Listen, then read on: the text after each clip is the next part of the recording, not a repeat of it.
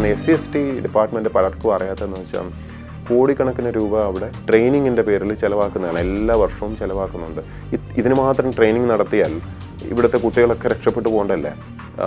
കടലാസിൽ മാത്രം ട്രെയിനിങ് നടത്തുന്ന കുറേ ഏജൻസികൾ ഇവർക്ക് ഫണ്ട് ഇങ്ങനെ വാരിക്കോഴി കൊടുത്തുകൊണ്ടിരിക്കുകയാണ്. കാരണം ഇത് PM അജയ് എന്ന് പറഞ്ഞ കേന്ദ്ര ഗവൺമെൻറ് ഫണ്ടാണ്. കോടിക്കണക്കിന് കേന്ദ്ര ഗവൺമെൻറ് ഫണ്ട് ഇവിടെ വന്നിട്ട് അത് ഇങ്ങനെയാണ് ഉപയോഗിക്കപ്പെടുന്നതെന്നും കൂടെ ആലോചിക്കണം. ഈ കുട്ടികൾക്ക് കിട്ടേണ്ട പൈസയാണ്.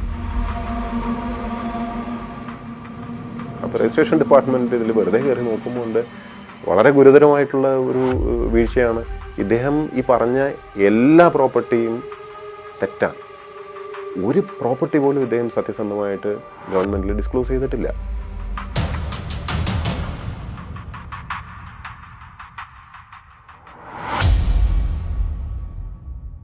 ചീഫ് സെക്രട്ടറി തന്നെ റൂൾസ് ഓഫ് ബിസിനസ് ലംഘിക്കുകയാണെങ്കിൽ അങ്ങനെ ഒരു ഘട്ടം വരുമ്പോൾ ഈ സബോർഡിനേറ്റ്സ് അല്ലെങ്കിൽ മറ്റ് IAS ഉദ്യോഗസ്ഥർ, സെക്രട്ടറി റാങ്കിലുള്ള മറ്റ് IAS ഉദ്യോഗസ്ഥർ ഇത് ഏത് ഫോറത്തിലാണ് ഇത് നിയമപരമായി ചലഞ്ച് ചെയ്യേണ്ടത്? ആക്ച്വലി ഇതിനകത്തെ പ്രശ്നം എന്താണെന്ന് പറയുക, ഈ കള്ളൻ തന്നെ താക്കോല് കൊണ്ടു നടക്കുന്നു എന്ന് പറഞ്ഞ മാതിരിയുള്ളൊരു അവസ്ഥയാണ് ചീഫ് സെക്രട്ടറി തന്നെ ലംഘിക്കുക എന്ന് പറഞ്ഞു കഴിഞ്ഞാൽ.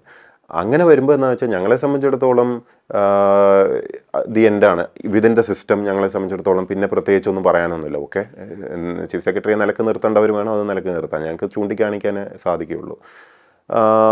ഇതിൽ വരുന്ന കുഴപ്പമെന്ന് പറഞ്ഞാൽ റൂൾസ് ഓഫ് ബിസിനസ് ലംഘിച്ചുകൊണ്ട് ഇറക്കുന്ന സർക്കാർ ഉത്തരവുകൾ, തീരുമാനങ്ങൾ ഇതെല്ലാം കോടതിയിൽ ചോദ്യം ചെയ്യപ്പെടാം. ഞങ്ങളെ ബാധിക്കുന്ന കാര്യമാവണമെന്നില്ല, പബ്ലിക്കിനെ ബാധിക്കുന്ന ഓരോ ഗവൺമെൻറ് ഉത്തരവും ആരെങ്കിലുമൊക്കെ ബാധിക്കുന്നുണ്ടല്ലോ. എന്തെങ്കിലും ഒരു തീരുമാനം അതിനകത്തുണ്ടാവുമല്ലോ.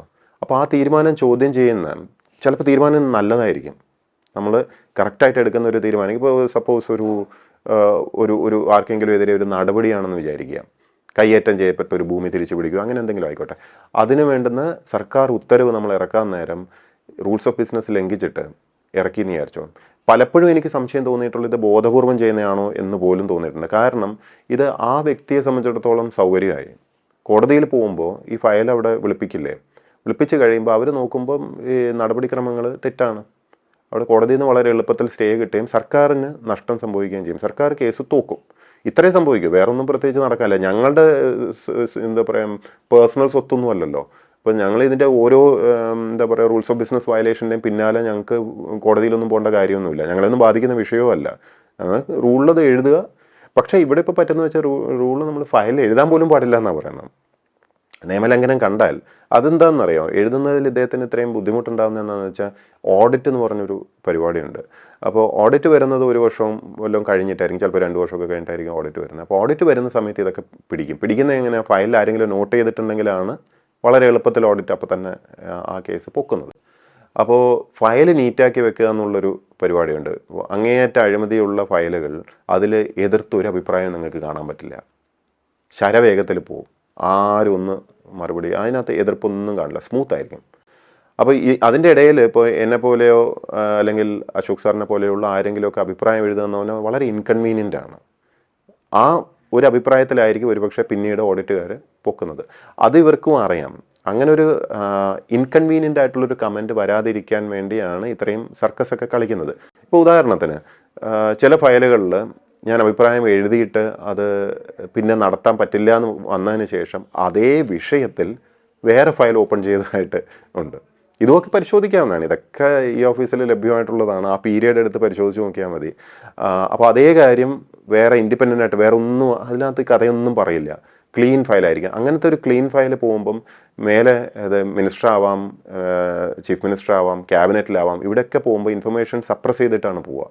അതിനകത്ത് പറയേണ്ട പല കാര്യങ്ങളും പറഞ്ഞു കാണില്ല. ഇപ്പോൾ ഉദാഹരണത്തിന് വർക്കിംഗ് ഗ്രൂപ്പിലേക്ക് പോയൊരു ഫയൽ ഓർക്കുന്നുണ്ട്. അതിനകത്ത് ടെൻഡർ ഇല്ലാതെ ഭീമമായ ഒരു തുകയാണ്, എത്ര കോടിയുടെ ഞാൻ ഓർക്കുന്നില്ല, അത് ഏതോ ഒരു ഏജൻസിക്ക് കൊടുക്കാൻ വേണ്ടി ഫയൽ എഴുതിയിരിക്കുകയാണ്.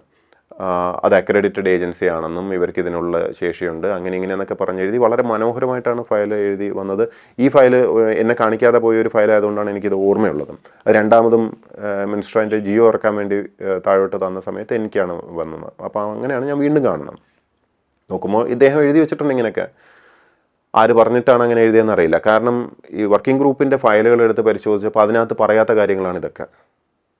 അപ്പോൾ മിനിസ്റ്റർ തെറ്റിദ്ധരിപ്പിക്കാൻ വേണ്ടി ഇത് അക്രഡിറ്റഡ് ഏജൻസി ആണ്, അക്രഡിറ്റഡ് ഏജൻസികളെ ഫിനാൻസിൻ്റെ ജിയോ പ്രകാരമാണ് ഇറക്കുന്നത്, അംഗീകരിക്കുന്നത്. അപ്പോൾ ഈ ഓരോ ഏജൻസിക്കും എത്ര കോടിയുടെ വർക്ക് വരെ കൊടുക്കാമെന്ന് വളരെ വ്യക്തമായിട്ട് അതിനകത്ത് പറയുന്നുണ്ട്.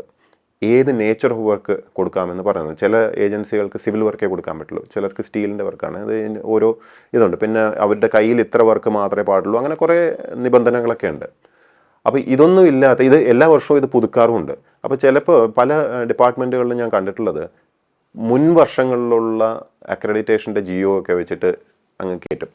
ഈ വർഷം അവർക്ക് അക്രഡിറ്റേഷൻ പോയിട്ടുണ്ടാകും ചിലപ്പോൾ. എന്തുകൊണ്ടാണ് പോകുന്നതെന്നറിയോ? എല്ലാ വർഷവും ഫിനാൻസ് ഇത് പരിശോധിക്കുന്നുണ്ട്, ഇവരുടെ കപ്പാസിറ്റി ഒക്കെ നോക്കിയിട്ട്.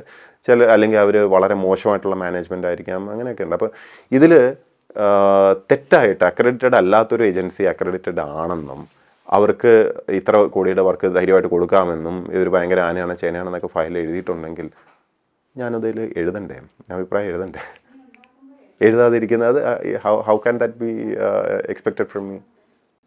ഇതുപോലത്തെ, അപ്പോൾ അത് പിന്നീട് എന്നെ പുകച്ച് ഓടിച്ച് കഴിയുമ്പോൾ ഇപ്പോൾ ചില ഫയലുകൾ, ഇപ്പോൾ അക്രഡിറ്റേഷൻ പോട്ടെ, നമ്മുടെ ടെൻഡർ നടപടി ഇല്ലാതെ കോടിക്കണക്കിന് രൂപയുടെ ട്രെയിനിങ് പ്രോജക്റ്റുകൾ ഉദാഹരണത്തിന്. കാരണം SC/ST ഡിപ്പാർട്ട്മെൻറ്റ് പലർക്കും അറിയാത്തതെന്ന് വെച്ചാൽ കോടിക്കണക്കിന് രൂപ അവിടെ ട്രെയിനിങ്ങിൻ്റെ പേരിൽ ചിലവാക്കുന്നതാണ്, എല്ലാ വർഷവും ചിലവാക്കുന്നുണ്ട്. ഇതിന് മാത്രം ട്രെയിനിങ് നടത്തിയാൽ ഇവിടുത്തെ കുട്ടികളൊക്കെ രക്ഷപ്പെട്ടു പോകണ്ടല്ലേ? എന്തുകൊണ്ട് രക്ഷപ്പെടുന്നില്ല? ഇതിൻ്റെ ഓഡിറ്റ് റിപ്പോർട്ടുകൾ ഞാൻ എടുത്ത് പരിശോധിച്ചാണ്. നോക്കുമ്പോൾ വർഷങ്ങളായിട്ട് ഒരേ ഏജൻസികൾ കടലാസിൽ മാത്രം ട്രെയിനിങ് നടത്തുന്ന കുറേ ഏജൻസികൾ ഇവർക്ക് ഫണ്ട് ഇങ്ങനെ വാരിക്കോഴി കൊടുത്തുകൊണ്ടിരിക്കുകയാണ്. അപ്പോൾ ഓഡിറ്റ് റിപ്പോർട്ടിൽ തന്നെ പറയുന്നുണ്ട് ഇതൊക്കെ വ്യാജമാണെന്ന്. ഇതിനകത്ത് അവർ ഓഡിറ്റ് ടീം എന്ത് ചെയ്തെന്ന് വെച്ചാൽ ട്രെയിനിങ് കിട്ടി എന്ന് അവകാശപ്പെടുന്ന ഈ കുട്ടികളെ, ഈ സ്റ്റുഡൻസിനെ ഫോൺ ചെയ്ത് നോക്കാം, അതൊക്കെ വ്യാജമാണ്, അങ്ങനെ കുട്ടികൾ പോലും ഇല്ല. അപ്പോൾ ഇതെല്ലാം റിപ്പോർട്ടുണ്ട്. അപ്പോൾ ഇതിൻ്റെ പുറത്ത് എന്ത് നടപടി എടുത്തു? നമ്മളൊന്നും എടുത്തിട്ടില്ല. അപ്പോൾ അടുത്ത റൗണ്ട് എങ്കിലും ചെയ്യുമ്പോൾ എന്ത് ചെയ്യണം? അതിൽ വിജിലൻസ് കേസ് പോകണം, അത് വേറെ കഥ. ഇനി ചെയ്യുമ്പോൾ എന്താ ചെയ്യേണ്ടത്? ഓഡിറ്റ് ചൂണ്ടിക്കാണിച്ച അതൊക്കെ കറക്റ്റ് ചെയ്യണ്ടേ? അപ്പോൾ അത് കറക്റ്റ് ചെയ്തുകൊണ്ട് വേണം നമ്മൾ മുമ്പോട്ട് പോകാൻ. മറിച്ച് ഇത് സമാനമായിട്ട് അത് റിപ്പീറ്റ് ചെയ്യുന്നു. പുതിയ ഒരു ഫേക്ക് ഏജൻസിയെ കൊണ്ടുവന്നിട്ട് ഇപ്പോൾ ട്രെയിനിങ് കൊടുക്കുമ്പോൾ തന്നെ അവർക്ക് ജോലി കിട്ടാനല്ലേ നമ്മൾ ഈ ട്രെയിനിങ് കൊടുക്കുന്നത്. അപ്പോൾ ഓർമ്മയുണ്ട്, അവിടെ ഏവിയേഷൻ സെക്ടറിൽ കുറേ ട്രെയിനിങ് നടത്തി കുട്ടികൾക്ക്, SC/ST കമ്മ്യൂണിറ്റിയിൽ നിന്ന് ഉള്ള കുട്ടികൾക്ക് എയർ ഹോസ്റ്റസ് ആയിട്ടും ഗ്രൗണ്ട് ഹാൻഡ്ലിംഗ് സ്റ്റാഫും ഒക്കെ ആയിട്ട് കുറേ പേർക്ക് ജോലി കിട്ടി.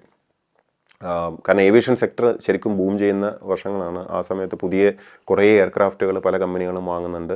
നല്ല തൊഴിൽ മേഖലയാണ്, ഇവരുടെ ജീവിതം ഒന്ന് മാറുന്ന ഒരു ഇതും കൂടാണ്.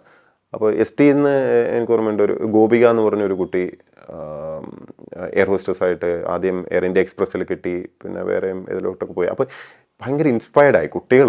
ഈ ഊരിലൊക്കെയുള്ള കുട്ടികൾ അവരൊക്കെ ഗോപിക ചേച്ചിയെ പോലെ ആവണം എന്ന് പറഞ്ഞിട്ട് അടുത്ത റൗണ്ടിലേക്ക് അവർ വളരെ പ്രതീക്ഷയോടെയാണ് അപേക്ഷയൊക്കെ കൊടുത്ത് നിൽക്കുന്നത്.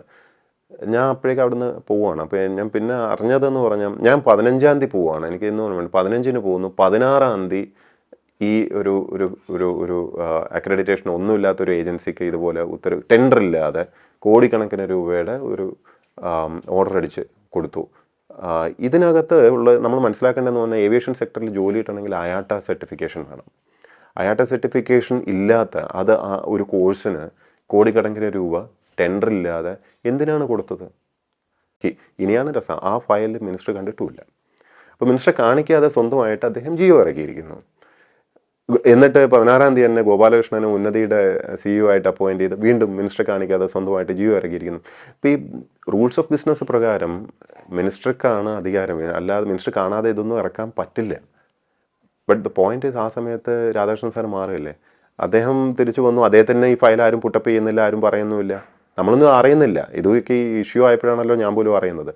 ഇതൊക്കെ വളരെ രഹസ്യമായിട്ട് അങ്ങ് ചെയ്തു. ജിയോ കിട്ടിക്കഴിഞ്ഞു, അത് വെച്ചിട്ട് കാശും മേടിച്ചു കഴിഞ്ഞു, എന്തൊക്കെയോ അവിടെ നടന്നു കഴിഞ്ഞു. പുതിയ മിനിസ്റ്റർ വരുമ്പോൾ ഇതൊന്നും അറിയില്ലല്ലോ. ഇതിപ്പോൾ 1-2 കേസുകൾ പോലും കേട്ടത് ഇങ്ങനെയാണ്. And it seems it is routine. ഇദ്ദേഹം പലപ്പോഴും പൊളിറ്റിക്കൽ എക്സിക്യൂട്ടീവിനെ കാണിക്കാതെയും അറിയിക്കാതെയും സ്ഥിരമായിട്ട് ഇതുപോലെ എത്രയോ ഉത്തരവുകൾ ഇറക്കി എന്നുള്ളത് ഇപ്പോൾ ഡോക്ടർ അശോക് സാറിൻ്റെ ഇതിനകത്തും കണ്ടു. It's very dangerous. ഇങ്ങനെ ഇതാണ് ജനാധിപത്യം എന്ന് പറഞ്ഞാൽ. തിരഞ്ഞെടുക്കപ്പെടുന്ന പൊളിറ്റിക്കൽ എക്സിക്യൂട്ടീവിൻ്റെ ഉത്തരവ് എടുക്കാതെ എങ്ങനെയാണ് ഒരു തീരുമാനം എടുക്കാൻ പറ്റുക? ബേസിക്കലി എനിക്ക് എന്തുകൊണ്ടാണ് ഇഷ്യൂ ഉണ്ടായതെന്നും ഉള്ളതാണ്. ഇതൊക്കെയാണ് അതിൻ്റെ ബേസിക് ഇഷ്യൂ. അല്ലാതെ ആസ് എ പേഴ്സൺ ഇപ്പോൾ അയാളോട് എനിക്ക് വിദ്വേഷമോ ദേഷ്യമോ ഒന്നുമല്ല. ഞാൻ പറയുന്നത് വളരെ പ്രൊഫഷണലായിട്ടാണ് ഇഷ്യൂ പറയുന്നത്. ഇതിനെ വ്യക്തിപരമായിട്ടുള്ളൊരു ഇഷ്യൂ ആക്കി മാറ്റാൻ ഒത്തിരി പേർക്ക് താല്പര്യമുണ്ട്. പ്രത്യേകിച്ച് ഡോക്ടർ ജയതിലകന് തന്നെ താല്പര്യമുണ്ട്. അത് നിങ്ങൾക്ക് മനസ്സിലാവുന്നുണ്ടല്ലോ. കാരണം ഈ ഫയലിനകത്തുള്ള അഭിപ്രായം എഴുതുന്നതിനെക്കുറിച്ചോ അഴിമതിയെക്കുറിച്ചോ കമാന്നൊരക്ഷരം അദ്ദേഹത്തിന് പറയാനില്ല. അദ്ദേഹം വളരെ ബുദ്ധിപരമായിട്ട് എന്താ ചെയ്യുന്നത്, അന്നത്തെ ചീഫ് സെക്രട്ടറി കൊണ്ട് ഫേസ്ബുക്കിൽ എന്നെ പറ്റി കമൻ്റ് അടിച്ചു, എന്നെ ഇതാക്കി, അതൊക്കെ ആയിട്ട് അതിനെ അങ്ങ് ഷിഫ്റ്റ് ചെയ്യുകയാണ്. ആ ഫേസ്ബുക്കിൽ കമൻറ്റ് പോലും നോക്കിയാൽ അറിയാമല്ലോ എന്താണ് കമൻ്റ് എന്ന് നിങ്ങൾക്കും അറിയാം. ഈ ഫയലുകൾ ഇദ്ദേഹം എനിക്കെതിരെ ഫേക്കായിട്ട് ഉണ്ടാക്കിയ ഫയലുകൾ പുറത്ത് എന്ന് പറഞ്ഞ ഒരു പത്രത്തിൽ അത്ഭുതകരമായി പ്രത്യക്ഷപ്പെടുന്നു. അതിൻ്റെ അടിസ്ഥാനപരമായിട്ടുള്ള ഡോക്യുമെൻറ്റ്സ് മുഴുവനും ഫേക്കായിരുന്നു എന്ന് പിന്നീട് വെളിപ്പെടുകയും ചെയ്തു. കാരണം അന്നത്തെ മിനിസ്റ്ററുടെ കയ്യിലുണ്ടായിരുന്ന ഡോക്യുമെൻറ്റ്സ് മിനിസ്റ്റർ ഡോക്ടർ ജയതിലകനെ ഏൽപ്പിക്കുന്നു. ജയതിലകിൻ്റെ കയ്യിൽ തന്നെയുള്ള ഡോക്യുമെൻറ്റ്സാണ് അദ്ദേഹം മിസ്സിംഗ് ആയി എന്ന് കള്ള റിപ്പോർട്ട് ഉണ്ടാക്കിയത്. അപ്പോൾ ഇതെല്ലാം പുറത്ത് വന്നതിന് ശേഷം അദ്ദേഹത്തിന് പ്രശ്നം അതൊന്നുമല്ല. ഇത് ഫേസ്ബുക്കിലെ ഒരു കമൻ്റാണ്. ഫേസ്ബുക്കിലെ കമൻ്റ് എന്ന് പറഞ്ഞാൽ ഒരു പബ്ലിക്കിലെ ഏതോ ഒരാൾ അവിടെ ഒരു കമൻ്റ് അടിച്ചതാണ്. അദ്ദേഹം ചോദിക്കുകയാണ്, ഈ റിപ്പോർട്ടുകളൊക്കെ എങ്ങനെയാണ് ജയതിലക് തയ്യാറാക്കുന്ന ഈ റിപ്പോർട്ട് വേറെ ആർക്കും അറിയില്ല പുള്ളി അങ്ങനെ ഒരു റിപ്പോർട്ട് ഉണ്ടാക്കി എന്നുള്ളത്. ഈ റിപ്പോർട്ട് എങ്ങനെയാണ് കൃത്യമായി കിട്ടിയതെന്നാണ് ഒരു കമൻറ്റ്. അപ്പോൾ ആ കമൻറ്റിൻ്റെ താഴെ നമ്മൾ മലയാള സിനിമ കണ്ടിട്ടുള്ളവർക്ക് അറിയാം, മണിച്ചിത്രത്താഴിലെ ഒരു ഡയലോഗാണ്. അതായത് മാടമ്പള്ളിയിലെ മനോരോഗി നമ്മൾ വിചാരിക്കുന്ന പോലെ ശ്രീദേവി അല്ല ഗംഗയാണ് എന്ന് പറയുന്ന ഒരു ഡയലോഗാണ്. അതായത് നമ്മൾ ആരെയാണോ സംശയിക്കുന്നത് അവരൊന്നും അല്ല, യഥാർത്ഥത്തിൽ വേറെ ആളാണ്. അതാണ് അവിടെ ആ ഡയലോഗ്. നമ്മൾ സംശയിക്കുന്ന ആ ആൾ ഡോക്ടർ ജയതിലകാണ്. അദ്ദേഹം തന്നെയാണ് ലീക്ക് ചെയ്ത് കൊടുത്തിരിക്കുന്നതെന്ന് പിന്നീട് തെളിഞ്ഞു. കാരണം ഈ മാധ്യമങ്ങളിൽ നമുക്കും സുഹൃത്തുക്കളുണ്ടല്ലോ. അപ്പോൾ മാധ്യമങ്ങളിലൊക്കെ ഇദ്ദേഹം അയച്ചു കൊടുത്ത ഫയലിൻ്റെ PDF കോപ്പി നമ്മളുമൊക്കെ കണ്ടു. അപ്പോൾ ആ ഫയൽ ഇദ്ദേഹത്തിന് അറിയാത്തതുകൊണ്ടാണ്, ടെക്നോളജി അറിയാത്തതുകൊണ്ടാണ്. ഈ PDF ഈ ഓഫീസിൽ നിന്ന് ഡൗൺലോഡ് ചെയ്യുമ്പം അതിൻ്റെ ഏറ്റവും താഴെ മെറ്റാഡാറ്റ ഉണ്ട്. അതിനകത്ത് വളരെ കൃത്യമായിട്ട് കാണിക്കുന്നുണ്ട് ഈ ഡോക്യുമെൻറ്റ് ഡൗൺലോഡഡ് ഓൺ ഇത് സിസ്റ്റം ഓഫ് ഡോക്ടർ ജയതിലക്, മറ്റേത് മറിച്ചത് ഓൺ ഇത്ര സമയത്ത് ഇതെന്നൊക്കെ അതിനകത്ത് എഴുതി വെച്ചിട്ടുണ്ട്. അപ്പോൾ അദ്ദേഹം തന്നെ ഡൗൺലോഡ് ചെയ്തിട്ട് മാധ്യമങ്ങൾക്ക് കൊടുത്ത് എനിക്കെതിരെ ഒരു വാർത്ത ചെയ്യിപ്പിക്കാനൊക്കെ ശ്രമിച്ചതാണ്. വളരെ മോശമായിട്ട് ചീറ്റിപ്പോയി, അദ്ദേഹത്തിന് ടെക്നോളജി അറിയാത്തതുകൊണ്ട് മാത്രം. അപ്പോൾ അദ്ദേഹം തന്നെയാണ് ഇത് ലീക്ക് ചെയ്തതെന്ന് വളരെ വ്യക്തമാണ്. അതിനെ പരാമർശിച്ചുകൊണ്ടൊരു കമൻ്റ് അടിച്ചതാണ് അദ്ദേഹത്തിന് പ്രശ്നം. അദ്ദേഹം ലീക്ക് ചെയ്തത് അദ്ദേഹത്തിന് പ്രശ്നമില്ല, വ്യാജമായിട്ടുള്ള ഡോക്യുമെൻ്റ് ഉണ്ടാക്കിയത് പ്രശ്നമല്ല, ഈ അഴിമതി കാണിക്കാൻ ശ്രമിച്ചിട്ട് പിടിക്കപ്പെട്ടതിൽ പ്രശ്നമില്ല. So where are we headed? ഇങ്ങനെയാണോ? അദ്ദേഹത്തിൻ്റെ ഭാഗത്തു നിന്നുണ്ടായ ക്രമക്കേടുകളൊക്കെ താങ്കൾ ചൂണ്ടിക്കാട്ടി സർക്കാരിനെതിരെ പോരാട്ടം തുടരുന്നു. സർക്കാരിനെതിരെ ഒന്നുമില്ല, സർക്കാരിനെതിരെ അല്ല, പോരാട്ടമൊന്നുമില്ല. അതെ, ആ സർവീസ് സമയത്ത് ആ രേഖകളൊക്കെ താങ്കൾ സബ്മിറ്റ് ചെയ്യുന്നു. പക്ഷെ അപ്പോഴും താങ്കൾ സമർപ്പിക്കുന്ന രേഖകളിൽ ഊന്നി അങ്ങനെ ഒരു അന്വേഷണം എന്തുകൊണ്ടാണ് നടക്കാത്തത്? അല്ലെങ്കിൽ അങ്ങനെ ഒരു അന്വേഷണം നടക്കുന്നുണ്ടോ? ഇല്ലെന്നാണ് ഞാൻ മനസ്സിലാക്കുന്നത്. കാരണം വിവരാവകാശ പ്രകാരം ഞാൻ ചോദിച്ചു, ഞാൻ തന്ന ഈ പരാതികളിലൊക്കെ എന്ത് നടപടിയാണ് എടുത്തിട്ടുള്ളതെന്ന്. ഒന്നിനും മറുപടിയില്ല. അപ്പോൾ നമുക്കിപ്പോൾ അറിയാം, സെക്രട്ടേറിയറ്റിൽ വിവരാവകാശം തൽക്കാലം മരവിപ്പിക്കാൻ ചീഫ് സെക്രട്ടറി തന്നെ നിർദ്ദേശം കൊടുത്തതായിട്ട് അവിടെ ഉദ്യോഗസ്ഥർ തന്നെ പറയുന്നു. അതെങ്ങനെയാണ് നടക്കുന്നതെന്നും എനിക്കറിയില്ല. ചീഫ് സെക്രട്ടറിക്ക് അങ്ങനെ ഒരു അധികാരമുണ്ടോ?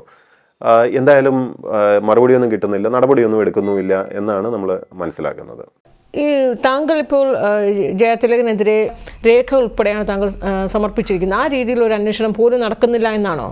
അത് ഞാനല്ല കൊടുത്തത്, അത് പബ്ലിക് എന്നാരുമാണ് ഈ വിവരങ്ങളെല്ലാം കാണിച്ച് വിജിലൻസിൽ പരാതി കൊടുത്തതായിട്ടാണ് ഞാൻ അറിഞ്ഞത്. അപ്പോൾ അത് ഞാൻ വാർത്ത വായിക്കുകയാണ് ചെയ്തത്. വാർത്ത വായിച്ചപ്പോൾ ഒരു ജിജ്ഞാസ തോന്നി. ഇദ്ദേഹം സ്വത്ത് വിവരങ്ങൾ മറച്ചു വെച്ചു എന്നാണല്ലോ പറയുന്നത്. അപ്പോൾ സത്യമാണോ എന്ന് അറിയാൻ വേണ്ടി. കാരണം നമ്മളൊക്കെ എല്ലാ വർഷവും വളരെ ഗൗരവത്തിലാണ് എല്ലാ വർഷവും നമ്മുടെ പ്രോപ്പർട്ടി റിട്ടേൺ ഫയൽ ചെയ്യുന്നത്. അപ്പോൾ ഞാൻ ഇത് നോക്കിയപ്പോൾ ഇത് ഓൺലൈനിൽ ലഭ്യമാണ്. എല്ലാ സിവിൽ സർവീസ് ഉദ്യോഗസ്ഥരുടെയും സ്വത്ത് വിവര പട്ടികയൊക്കെ അവിടെ ഉണ്ട്. അപ്പോൾ ഞാൻ ഇദ്ദേഹത്തിൻ്റെ അടുത്ത് നോക്കിയപ്പം വളരെ ഇൻട്രസ്റ്റിംഗ് ആയിട്ടുള്ളൊരു കാര്യം കണ്ടു. ഇത്രയും വർഷമായിട്ട് അദ്ദേഹം 5-6 പ്രോപ്പർട്ടീസാണ് കാണിച്ചിരിക്കുന്നത്. അതിലെല്ലാത്തിലും 1/3 അംശം മാത്രമാണ് അദ്ദേഹത്തിന് ഉള്ളത്. ബാക്കി അദ്ദേഹത്തിൻ്റെ മാതാവിൻ്റെ പേരിലും 1 അംശം അദ്ദേഹത്തിൻ്റെ മരിച്ചുപോയ ബ്രദറിൻ്റെ പേരിലും ആണെന്നൊക്കെയാണ് എഴുതി വെച്ചിരിക്കുന്നത്. അപ്പോൾ അത് കണ്ടപ്പോൾ എനിക്കൊരു സംശയം, ഒരു മരിച്ചുപോയ ബ്രദറിൻ്റെ പേരിൽ 10-15-20 വർഷമായിട്ട് പ്രോപ്പർട്ടിയുടെ ഷെയർ നിൽക്കാൻ പറ്റില്ലല്ലോ, അത് മ്യൂട്ടേഷൻ നടത്തുമല്ലോ. ലീഗൽ ഹയർസിന് വരണമല്ലോ. അപ്പോൾ ഇത് എന്തോ പ്രശ്നമുണ്ടല്ലോ എന്നൊരു സംശയം തോന്നിയാണ്. അപ്പോഴാണ് ഈ പരാതി കൊടുത്ത ആളുടെ ആ വാർത്തയുണ്ടായിരുന്നു. അതിനകത്ത് പറഞ്ഞിരിക്കുന്ന ഡീറ്റെയിൽസ് ഇത് വളരെ എളുപ്പമാണ്. നമുക്ക് രജിസ്ട്രേഷൻ ഡിപ്പാർട്ട്മെൻറ്റിൽ കയറി നോക്കാൻ പറ്റും. അതിൻ്റെ ഓൺലൈനിൽ ലഭ്യമാണ്. അപ്പോൾ രജിസ്ട്രേഷൻ ഡിപ്പാർട്ട്മെൻറ്റ് ഇതിൽ വെറുതെ കയറി നോക്കുമ്പോൾ വളരെ ഗുരുതരമായിട്ടുള്ള ഒരു വീഴ്ചയാണ്. ഇദ്ദേഹം ഈ പറഞ്ഞ എല്ലാ പ്രോപ്പർട്ടിയും തെറ്റാണ്. ഒരു പ്രോപ്പർട്ടി പോലും ഇദ്ദേഹം സത്യസന്ധമായിട്ട് ഗവൺമെൻറ്റിൽ ഡിസ്ക്ലോസ് ചെയ്തിട്ടില്ല. എല്ലാം തെറ്റാണ്. എല്ലാം തെറ്റെന്ന് പറഞ്ഞാൽ വളരെ ഞെട്ടിക്കുന്ന ഒരു കാര്യമല്ലേ. എന്ന് മാത്രമല്ല, ഇത് ഒരു പ്രോപ്പർട്ടിയിൽ നിന്നും അദ്ദേഹത്തിന് വരുമാനമില്ല എന്നും അദ്ദേഹം എഴുതി കൊടുത്തിട്ടുണ്ട് എല്ലാ വർഷവും.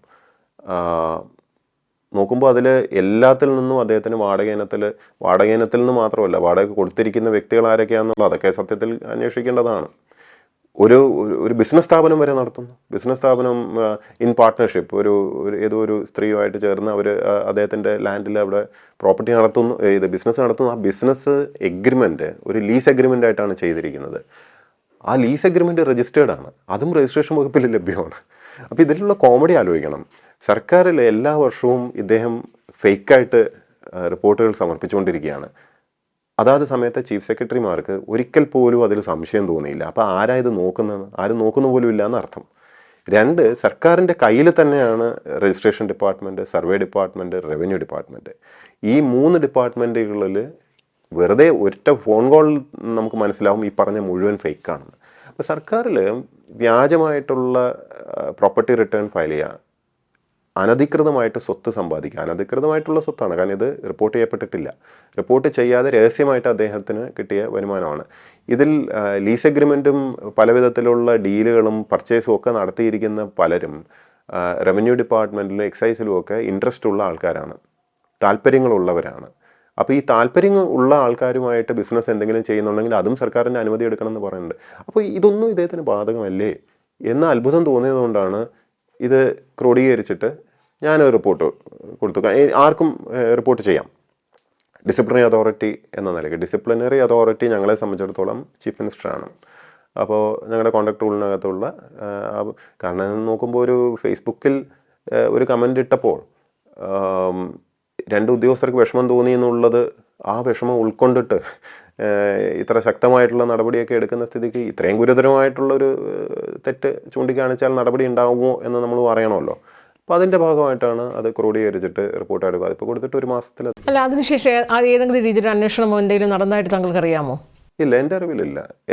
ഈ നേരത്തെ ഞാൻ പറഞ്ഞ ഇതുണ്ടല്ലോ, ആക്ടിവിസ്റ്റുകൾ പലരും റേസ് ചെയ്ത ഒരു ഇഷ്യൂ, മറ്റേ ഒരു മാർച്ച് 16-ാം തീയതി ഉത്തരവിറക്കിയിട്ട് ടെൻഡർ ഇല്ലാതെ കുട്ടികളെ പറ്റിക്കുന്ന ഒരു സത്യം കുട്ടികളെ പറ്റിക്കുകയാണ്. അതിനകത്തുള്ള വിഷമം ശരിക്കും ആലോചിക്കണം. ഞാനിത് ഊരുകളിൽ പോയിട്ടുള്ളതാണ്. ഈ കുട്ടികൾ ഇവരൊക്കെ എന്തുമാത്രം പ്രതീക്ഷയോടെയാണ് ആ കോഴ്സിന് ചേരുന്നതെന്നറിയാമോ? അവർക്കറിയില്ല ഇത് IATA സർട്ടിഫിക്കേഷൻ ഇല്ലയെന്ന്. അതും പേരിന് കുറച്ച് പേരെ, ബാക്കി പലതും ഫിക്ഷണലാണ്. അങ്ങനെ ആൾക്കാർ ട്രെയിൻ ചെയ്തിട്ടുമില്ല, പക്ഷെ പൈസ കൊടുത്തു ഇവർക്കൊക്കെ. ഇതിൽ ഇവർ കൊടുത്ത പരാതിയുണ്ട്. കാരണം ഇത് PM അജയ് എന്ന് പറഞ്ഞ കേന്ദ്ര ഗവൺമെൻറ് ഫണ്ടാണ്. കോടിക്കണക്കിന് കേന്ദ്ര ഗവൺമെൻറ് ഫണ്ട് ഇവിടെ വന്നിട്ട് അത് ഇങ്ങനെയാണ് ഉപയോഗിക്കപ്പെടുന്നതെന്നും കൂടെ ആലോചിക്കണം. ഈ കുട്ടികൾക്ക് കിട്ടേണ്ട പൈസയാണ്. അതിൽ കുറേ പേരുടെ ജീവിതം മാറിപ്പോണ്ട കാര്യമാണ്. അതിലെ പരാതി അന്വേഷിച്ചത് ആരാണെന്നറിയാമോ? ആണ് രസം. അന്ന് ഈ പരാതി പോയതും ഇതൊക്കെ അതിൻ്റെ ആക്ടിവിസ്റ്റ് അവർ മുഴുവൻ ഡീറ്റെയിൽസ് ഇട്ടിട്ടുണ്ടായിരുന്നു. അന്നത്തെ ചീഫ് സെക്രട്ടറി ശാരദാ മുരളീധരൻ, അവർക്കാണിത് കേന്ദ്ര ഗവൺമെൻറ് നിന്നാണ് അവർ അയച്ചത്. ഇന്ന് അന്വേഷിച്ചിട്ട് നടപടിയെടുത്ത് അറിയിക്കാൻ. കാരണം കാഡറിലാണല്ലോ, ഇവിടെ കാഡറിലുള്ള ഉദ്യോഗസ്ഥനായതുകൊണ്ട് അദ്ദേഹത്തിൻ്റെ ഇത് അന്വേഷിക്കണമെന്നാണ്. അപ്പോൾ അവരത് വെച്ചുകൊണ്ടിരുന്നു. അവരതിനകത്തൊരു നടപടി എടുത്തില്ല. എന്നിട്ട് ഡോക്ടർ ജയതിലക ചീഫ് സെക്രട്ടറി ആയപ്പോൾ അദ്ദേഹം തന്നെ അന്വേഷിച്ചിട്ട് അദ്ദേഹം തന്നെ റിപ്പോർട്ട് കൊടുത്ത് ഇതിനകത്തൊന്നുമില്ല, എല്ലാം ക്ലീൻ ആണെന്ന്. ഇത് വേറെ ഏതെങ്കിലും നാട്ടിൽ നടക്കുമെന്ന് തോന്നുന്നുണ്ട്. എന്താണത്? അദ്ദേഹത്തിനെതിരെയുള്ള ഇത്തരം അന്വേഷണങ്ങൾ നടക്കുന്നുണ്ടാവും. എനിക്കറിയില്ല. ഇനി മറ്റു കേസുകളൊക്കെ പുള്ളി തന്നെയാണോ അന്വേഷിക്കുന്നതെന്ന് എനിക്കറിയില്ല. പുള്ളി സ്വയം ക്ലിയർ ചെയ്യുന്നു. അല്ല, അത് SC വകുപ്പ് മന്ത്രിയായിരുന്നപ്പോൾ ഈ രാധാകൃഷ്ണൻ മിനിസ്റ്റർ അന്ന് ഈ IATA സർട്ടിഫിക്കറ്റ് ഇല്ല എന്ന് അദ്ദേഹം തന്നെ ഒരു തവണ കണ്ടെത്തിയെന്നാണ് താങ്കൾ പറയുന്നത്.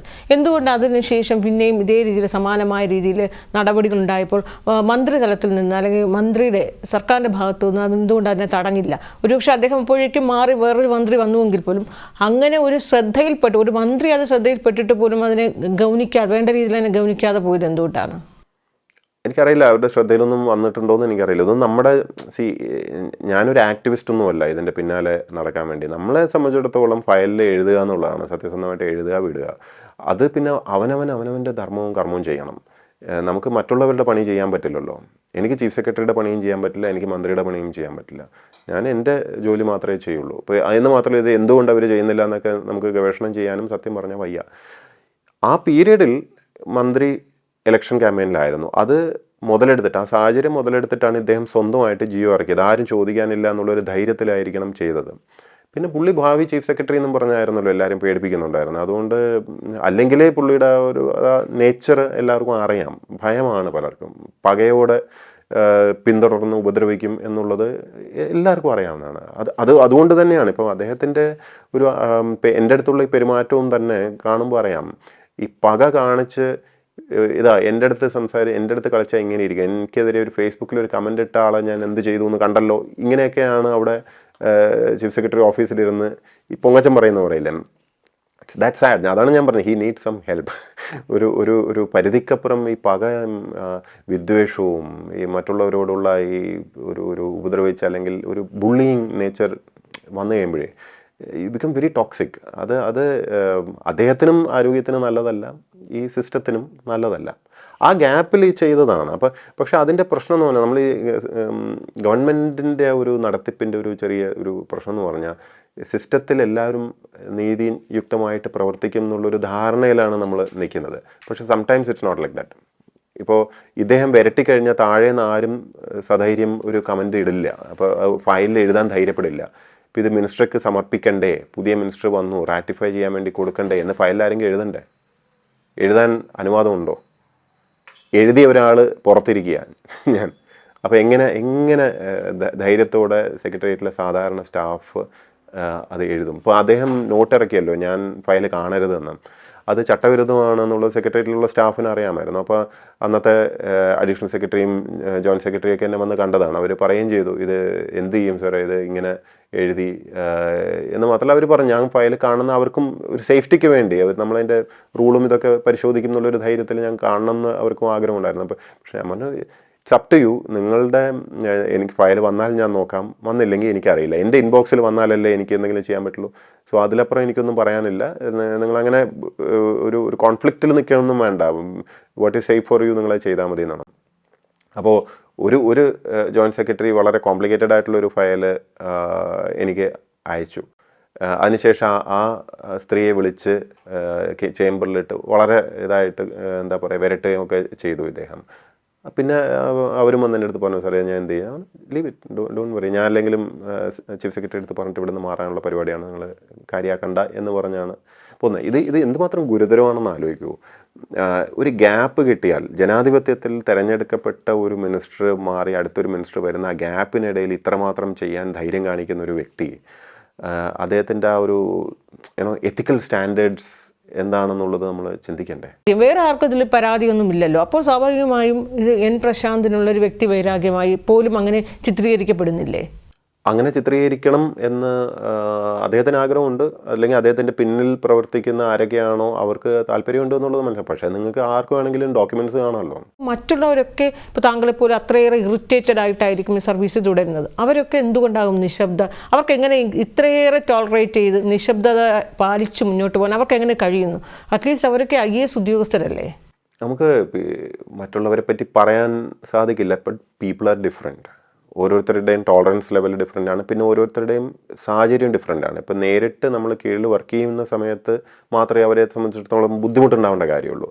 അവരുടെ ഒരു കേസിൽ നേരിട്ട് ഇടപെടുകയും ഒരു ഫൈറ്റ് നമുക്കൊരു ഇപ്പം ഞാൻ പോലും ഇദ്ദേഹം അവിടെ ഈ പ്രശ്നമൊക്കെ ഉണ്ടാക്കിയ സമയത്ത് ഞാനും എന്താ ചെയ്തത്, ഞാൻ അവിടെ നിന്ന് മാറിപ്പോകാൻ മാത്രമേ ശ്രമിച്ചിട്ടുള്ളൂ. അല്ലാതെ അവിടെ അടികൂടാനോ ഫൈറ്റ് ചെയ്യാനോ ഒന്നും അല്ലല്ലോ ഞാൻ പോയത്. വളരെ സൗമ്യമായിട്ട് എന്ന് മാത്രമല്ല അദ്ദേഹത്തിനെ ഞാൻ കണ്ട് സംസാരിച്ചും പോയി. ഞാൻ പറഞ്ഞു, സാറേ ഇതിനോടൊന്നും എനിക്ക് യോജിപ്പില്ല, ഇത് ഒത്തുപോകാൻ പറ്റില്ല, സാറ് ചിന്തിക്കുന്ന രീതിയിലോ ആ രീതിയിലോ എനിക്ക് മുമ്പോട്ട് പോകാൻ പറ്റില്ല. അപ്പോൾ അന്ന് അദ്ദേഹം പല എക്സ്ക്യൂസുകളും പല കാരണങ്ങളൊക്കെ പറഞ്ഞു. ഞാൻ പറയുന്നില്ല, പേഴ്സണൽ ആയിട്ട് അദ്ദേഹം പറഞ്ഞ കാര്യങ്ങളാണ്. അതിൻ്റെ ഒരു മാന്യത ഞാൻ കാണിക്കുക.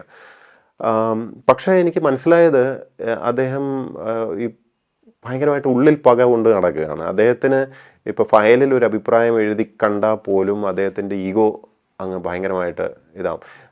അപ്പോഴാണ് ഞാൻ പഴയ കാര്യങ്ങൾ ഓർക്കുന്നത്. പണ്ട് ഞാൻ കോഴിക്കോട് ട്രെയിനിങ് അസിസ്റ്റൻറ്റ് കളക്ടറായിട്ട് അദ്ദേഹത്തിൻ്റെ കീഴിലായിരുന്നു ജോയിൻ ചെയ്യുന്നത് ആദ്യം. അന്ന് അദ്ദേഹം കോഴിക്കോട് കളക്ടറാണ്.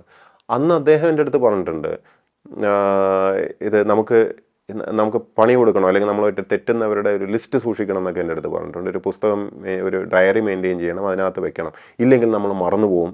നമ്മൾ പിന്നീട് ഓർത്ത് എപ്പോഴാണോ when they cross your path again അന്ന് you have to finish them എന്നൊക്കെ പറഞ്ഞ്. അപ്പോൾ ഞാനത് പാതി തമാശയായിട്ടാണ് വിചാരിച്ചിരുന്നത്. പക്ഷേ he actually means all that എന്നെനിക്ക് ഇപ്പോൾ പിന്നീട് മനസ്സിലാവുന്നുണ്ട്. മാത്രമല്ല ഉദ്യോഗസ്ഥരും മറ്റ് സെക്രട്ടേറിയറ്റിലെ സ്റ്റാഫും ഒക്കെ പറഞ്ഞറിയാം. കാരണം ഫിനിഷ് ചെയ്ത് കളയും. അദ്ദേഹത്തിന് വളരെ ഒരു ഇഷ്ടമുള്ളൊരു പ്രയോഗമാണ് ഫിനിഷ് ചെയ്ത് കളയണം. So people are different. ഇപ്പോൾ എല്ലാവരും ഒരുപോലെ ഒരേ മോറൽ സ്റ്റാൻഡേർഡ്സ് അല്ല, ഒരേ എത്തിക്കൽ സ്റ്റാൻഡേർഡ്സ് അല്ല. പിന്നെ നേരത്തെ പറഞ്ഞല്ലോ, എല്ലാവരുടെയും കംഫർട്ട് സോണും ഡിഫറെൻ്റ് ആണ്. അപ്പോൾ ഞാനിങ്ങനെയാണ്.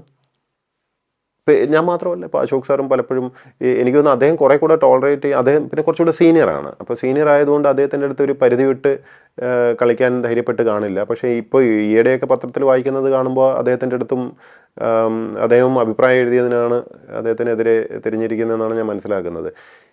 ജൂനിയർ ലെവലിലുള്ള അറ്റ്ലീസ്റ്റ് 3 ഉദ്യോഗസ്ഥരുടെ കഥകൾ എനിക്കറിയാം. പക്ഷെ അവരൊക്കെ എന്താ പറയുക, സഹിക്കുകയാണ്. അവർ ഉപദ്രവം ഏറ്റുവാങ്ങിയിട്ടുണ്ട്. 3 അല്ല, ആക്ച്വലി അതിൽ കൂടുതലുണ്ട്. പിന്നെ IAS-നകത്തുള്ള കഥയാണ് ഞാൻ പറയുന്നത്. IAS-ൽ അല്ലാത്ത എത്ര പേരുടെ ഉണ്ട്. ഇപ്പോൾ അതാത് ഡിപ്പാർട്ട്മെൻറ്റിലിരിക്കുമ്പോൾ സാധാരണ ഡെപ്യൂട്ടേഷൻ അല്ലെങ്കിൽ ട്രാൻസ്ഫർ, അല്ലെങ്കിൽ ലീവ് പോലും, ഇതൊക്കെ സാങ്ഷൻ ചെയ്യാൻ വേണ്ടി വരുന്ന ആൾക്കാർ അവരെ അങ്ങ് എന്താ പറയുക, നടത്തിക്കുക, റിജക്റ്റ് ചെയ്യുക പലതവണ. റുട്ടീൻ മാറ്റേഴ്സാണ് ഇതൊക്കെ. റുട്ടീൻ മാറ്റേഴ്സ് എങ്ങനെയാണ് നമുക്ക് ഉപദ്രവിക്കാൻ തോന്നുന്നത്? എന്താണ് ഇതുകൊണ്ട് കിട്ടുന്നത്?